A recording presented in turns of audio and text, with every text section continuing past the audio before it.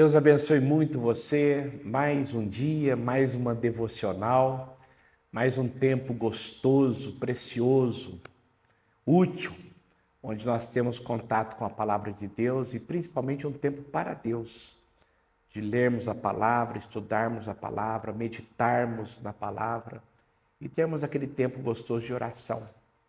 Então, é um tempo precioso. E eu quero fazer um apelo para você. Procure compartilhar o link do YouTube.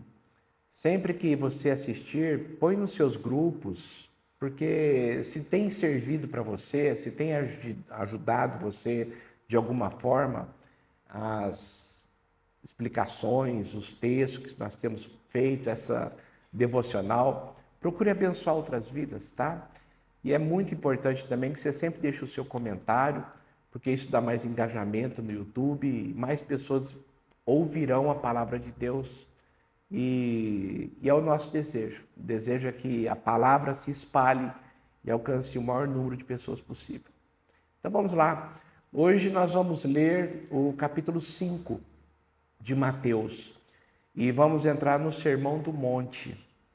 É o maior sermão pregado pelo maior pregador de todos os tempos. É o capítulo 5, 6 e 7, o Sermão do Monte. Começa com as bem-aventuranças e aí Jesus explana sobre vários tópicos, sobre vários assuntos. Então, quando eu falei sobre Mateus, o objetivo dele era alcançar os judeus, primordialmente os judeus. Então, o Evangelho de Mateus foi escrito para os judeus. Aqui ele mostra o Jesus rabino, o Jesus mestre, o Jesus que ensina. Isto era muito atrativo para o judeu. É só você começar a perceber aqui no versículo 1. O Mateus capítulo 5, versículo 1 diz assim: vendo as multidões, Jesus subiu ao monte e se assentou. Olha só, o mestre assentado. Seus discípulos aproximaram-se dele e ele começou a ensiná-los, dizendo... E aqui ele começa a ensinar, o mestre, o rabi, falando sobre a palavra de Deus, falando sobre o reino dos céus. Você não tem ideia de quantas coisas ricas tem aqui. As bem-aventuranças são maravilhosas. A palavra bem-aventurado significa muito, ou a expressão bem-aventurado, significa muito feliz. Quando ele diz assim, bem-aventurados os pobres de espírito, pois deles é o reino dos céus, é como ele dissesse, muito felizes são os pobres de espírito, porque deles é o reino dos céus. Ou seja, é uma felicidade que transcende aquilo que o homem pode dar, aquilo que o mundo pode dar. O bem-aventurado, muito feliz, é aquele que tem realmente um encontro com Deus e começa a priorizar as coisas eternas. Então Jesus ele fala sobre várias coisas, mas eu quero destacar algumas. O versículo 6, bem-aventurados, muito felizes, os que têm sede e fome de justiça, porque serão satisfeitos, serão saciados. Fome e sede de justiça, fome e sede de santidade, fome e sede de Deus. É o que nós estamos buscando. Queremos Deus, temos fome, temos sede. É por isso que você está participando dessa devocional, por isso que você está fazendo essa devocional, porque você tem fome e sede. E a palavra de Deus é maravilhosa. Vocês são felizes porque vocês serão saciados, vocês serão satisfeitos, vocês serão nutridos. Muito linda essa parte. Versículo 9. Bem-aventurados os pacificadores, pois serão chamados filhos de Deus. Semeie paz. Para de ser uma pessoa irritadiça. Pare de ser uma pessoa briguenta. Pacifique. Aqueles que semeiam paz serão chamados filhos de Deus. E o versículo 10. Bem-aventurados os perseguidos por causa da justiça, por causa de mim, por causa do Rei de Deus, porque deles é o reino dos céus. E aí, quando Jesus fala sobre perseguição, ele diz no versículo 11: bem-aventurados serão vocês quando por minha causa os insultarem, os perseguirem e levantarem todo tipo de calúnia contra vocês. Alegrem-se, regozijem-se, porque grande é a sua recompensa nos céus, pois da mesma forma perseguiram os profetas que viveram antes de vocês. Queridos, nós precisamos aprender a priorizar o que é importante. E é muito mais importante você agradar Deus do que as pessoas. Então, se as pessoas começarem a perseguir você, insultar você, caluniar você pelo fato de você for cristão ou ser um cristão, agradeça a Deus, você é muito feliz. Perseguiram Jesus, vão perseguir os discípulos de Jesus. Sabe qual que é o sinal que Jesus está dando aqui para mim e para você? Nós não somos do mundo. Nós não fazemos parte dessa sociedade que é totalmente alheia àquilo que é de Deus. Somos de Deus, por isso que somos perseguidos, por isso que somos caluniados, por isso que somos insultados. Então sinta-se muito feliz, sinta-se bem-aventurado quando perseguirem você por causa do reino de Deus. E aqui ele continua no versículo 13, vocês são o sal da terra. E no versículo 14, vocês são a luz do mundo. Sabe o que Jesus está explanando aqui de uma forma muito clara? Vocês foram chamados para influenciar e não para serem influenciados. Olha que coisa importante nós entendermos isto. O sal, ele influencia a comida, ele tempera a comida. O sal preserva. Naquela época não tinha luz elétrica, não tinha energia elétrica, então era o sal que fazia com que os alimentos fossem conservados. A carne seca, o peixe seco, eram no sal para que pudessem guardar. Então era o preservar. E quando Jesus diz, vocês são o sal da terra, ele está dizendo o seguinte, esse mundo está preservado, ainda existe por causa de vocês. Lembra de Sodoma, quando Abraão perguntou para Deus, e se ali tiver 50 justos, e se tiver 45, chegou até 10, e se tiver 10, Deus falou o que para ele? Eu não destruirei por amor dos 10. O que Deus quer dizer com isto? Ele preservaria a cidade por amor daqueles que estavam ali, o sal da terra. Deus tem abençoado este mundo, apesar dele ser tão longe daquilo que Deus deseja, por causa daqueles que o amam. Nós somos o sal da terra e influenciamos. E também somos luz do mundo. Não existe na física a ideia de você medir trevas. Você não mede trevas. O que você mede é a ausência de luz. Então, o que são as trevas? A ausência de luz. Porque quando a luz chega, as trevas dissipam. Ou seja, nós influenciamos. O mal dissipa quando você chega. Deus é maior do que o diabo. A luz prevalece sobre as trevas. E Deus está falando para mim e para você, discípulos dele. Vocês são a luz do mundo. Vocês vão influenciar esse mundo. E o versículo 16, assim brilhe a luz de vocês diante dos homens, para que, o objetivo, vejam as suas boas obras e glorifiquem ao Pai de vocês que está nos céus. E aqui Jesus, ele no versículo 17, fala uma coisa muito importante, lembrando, escrevendo para os judeus. E ele fala uma coisa aqui que é uma chave para nós entendermos a diferença do Antigo Testamento e do Novo Testamento. Porque muitas pessoas confundem demais trazendo coisas da antiga aliança, do Antigo Testamento para hoje. Então, muitas igrejas erram muito nesse quesito, por causa de interpretação. Então, olha só o que Jesus diz aqui no versículo 17. Não pensem que eu vim abolir a lei e os profetas. Não vim abolir, mas vim cumprir. Eu vim cumprir. E lá em Gálatas, Paulo fala que Jesus veio cumprir a lei para nos libertar da lei. Nós não conseguíamos cumprir a lei, cheio de ordenanças, cheio de não faça, não faça, não faça, não faça, cheio de guarda o sábado, não coma carne de porco, não faça isso, não faça aquilo outro. Nós nunca iríamos conseguir obedecê-la na sua integridade, porque nós tínhamos e temos um problema chamado pecado. Então a lei era um termômetro, não era o remédio.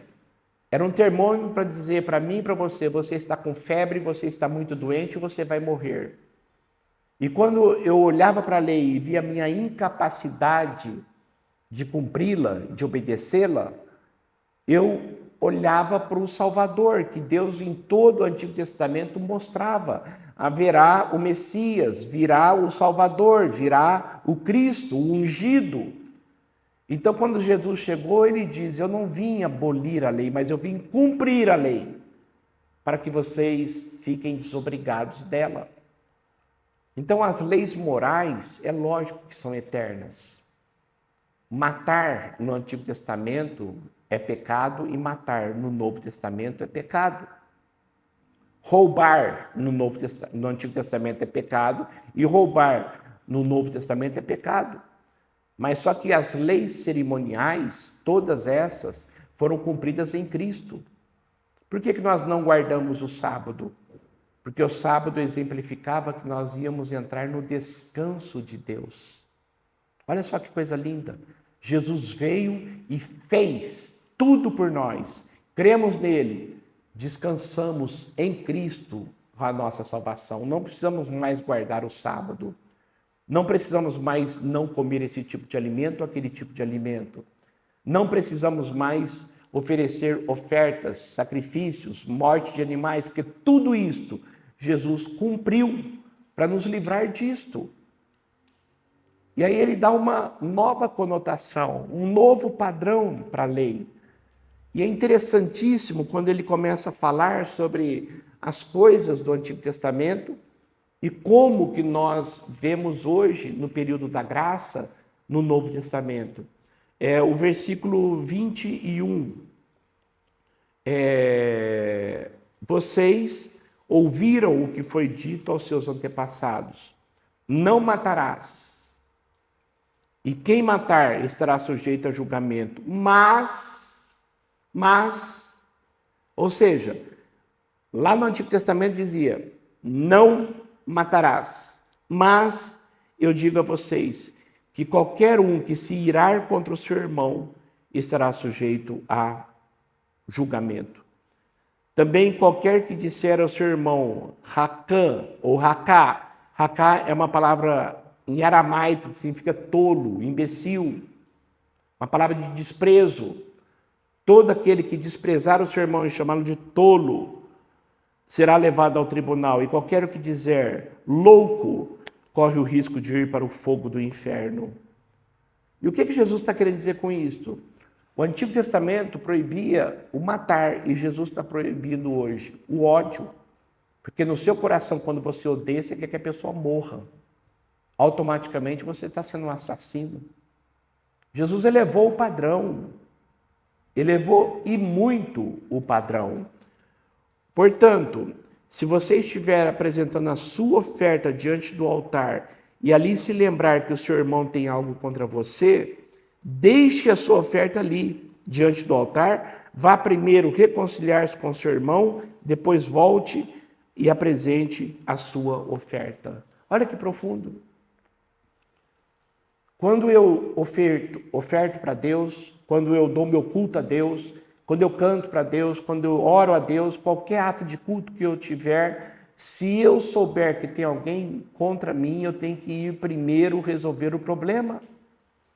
A começar das pessoas de dentro da tua casa. A começar com o teu marido, com a tua esposa, pessoas que vêm brigadas para a igreja.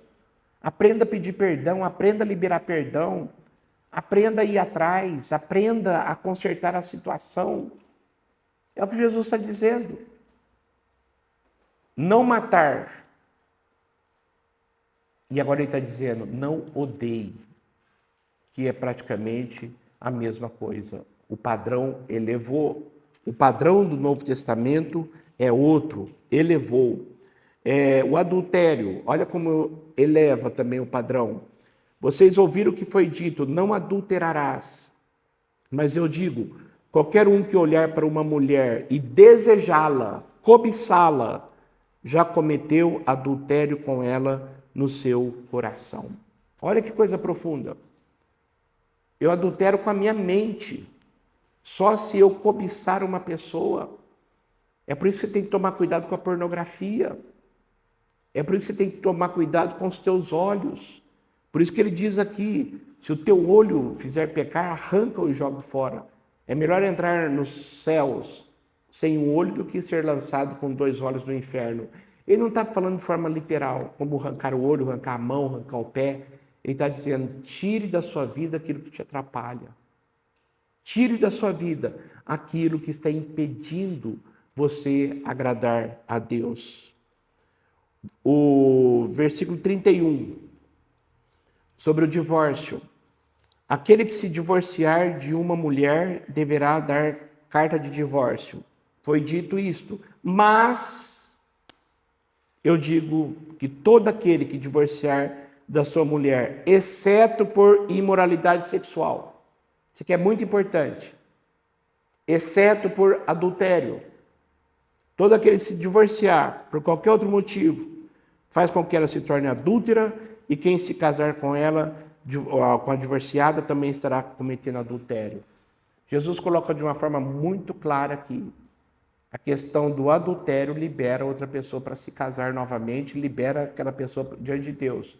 Outra coisa que Paulo fala lá em 1 Coríntios 7 é sobre o abandono, quando a pessoa é abandonada. Então tem muitas questões que são extremamente sensíveis nessa questão de casamento. Os dois têm que quererem, os dois têm que buscar, os dois precisam querer, os dois precisam lutar. Mas quando ele diz aqui que o adultério libera a pessoa ofendida, tá? Não a que ofendeu continua adúltera. Isso é muito sério, tá? Muito sério. Tem gente brincando com o casamento. Mas aquela pessoa que foi ofendida está livre para contrair novo matrimônio. O juramento, quando ele fala não jurem, no versículo 34, de forma alguma, acontecia uma coisa interessante. As pessoas estavam falando mentiras, aí quando elas iam falar a verdade, para provar que elas estavam falando a verdade, juravam. Eu juro por Jerusalém, eu juro pela minha mãe, eu juro pelo meu pai. Aí colocava aquela questão sagrada naquela hora que estavam jurando. Aí Jesus ele fala uma coisa interessante. As palavras de vocês têm que ser sagradas. Não precisam jurar para serem sagradas. Sabe aquela coisa do tribunal? Quando as pessoas colocam a Bíblia e colocam a mão em cima, você jura falar a verdade, tão somente a verdade, diante de Deus, e a pessoa fala, juro. O que significa esse juramento? Eu estou chamando Deus como minha testemunha de que eu estou falando a verdade. Então, quando eu faço um juramento chamando Deus como minha testemunha, Paulo fala isso lá em Tessalonicenses, eu chamo Deus como minha testemunha, ou seja, eu juro por Deus, chamo Deus como minha testemunha. O que eu não posso é ficar jurando de uma forma leviana por coisas. Eu juro pela minha mãe, eu quero ver minha mãe morta. Quando a gente era criança, eu falava muito isso, né? Eu quero ver minha mãe mortinha atrás da porta se eu não estou falando a verdade. Aí a gente chegava em casa, chamava a mãe, e a mãe não estava, e a gente ia atrás da porta para ver se ela não estava morta. Já aconteceu isso muito comigo. Mas é uma coisa assim que a gente tem que perceber a seriedade das palavras. Mas onde eu quero chegar? Versículo 37. Seja o seu sim, sim, e o seu não, não. O que disso passar vem do maligno. Sim, sim e não, não. Verdade. Essa é a palavra. A vingança, versículo 38. Vocês ouviram o que foi dito, olho por olho, dente por dente. Mas eu digo, não resistam ao perverso. Se alguém te ferir a face direita, ofereça também a outra face.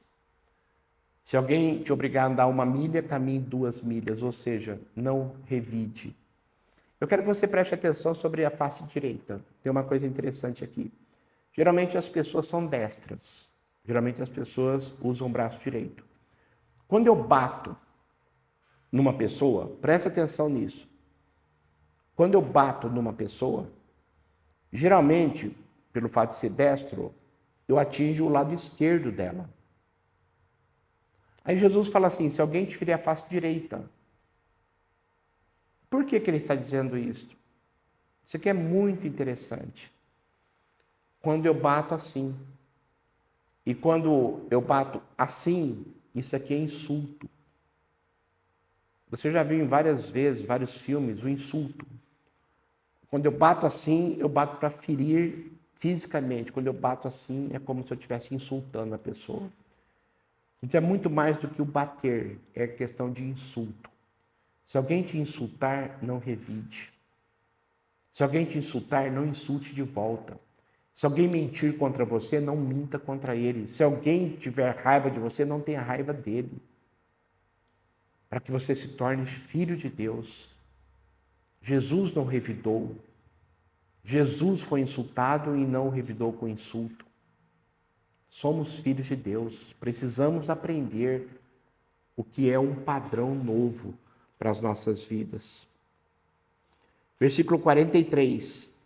Vocês ouviram o que foi dito, ame o seu próximo e odeie o seu inimigo. Mas, eu digo, amem os seus inimigos e orem por aqueles que os perseguem, para que vocês venham ser filhos de Deus, do Pai que está nos céus.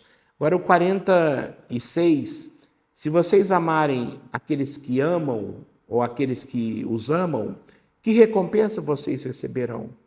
Até os publicanos, pecadores, fazem isto. E se vocês saudarem, cumprimentarem apenas os seus irmãos, o que estarão fazendo demais? Até os pagãos que não conhecem a Deus fazem isto. Portanto, grife esse versículo aí na sua Bíblia, o 48.